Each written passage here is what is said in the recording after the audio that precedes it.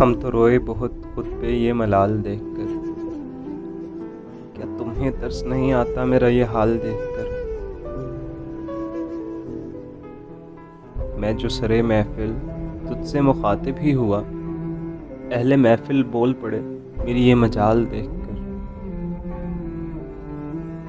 اٹھ چلے ہو کے رسوا تیری محفل سے، تجھ سے گفتگو کا ہر پیترا محال دیکھ کر۔ میں گر پڑا ہوں یہاں تھک ہار کر، ہر کوئی مار رہا ہے ٹھوکریں ڈھال دیکھ کر۔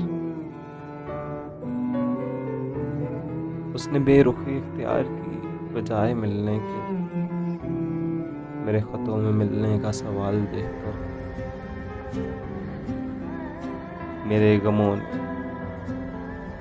غموں نے مجھے ہے پھر آن گھیرا، میرے دست میں روشن ایک مشال دیکھ کر۔ مجھ کو جاتے دیکھ وہ کبھی تو صدا دے گا، بس چلے جا رہا ہوں یہی خیال دیکھ کر۔ مرہم کبھی آخر قابل مرہم نہیں پایا، گھٹ رہا ہے جی دل زخم کمال دیکھ کر۔ تمہیں ترس نہیں آتا میرا یہ حال دیکھ کر؟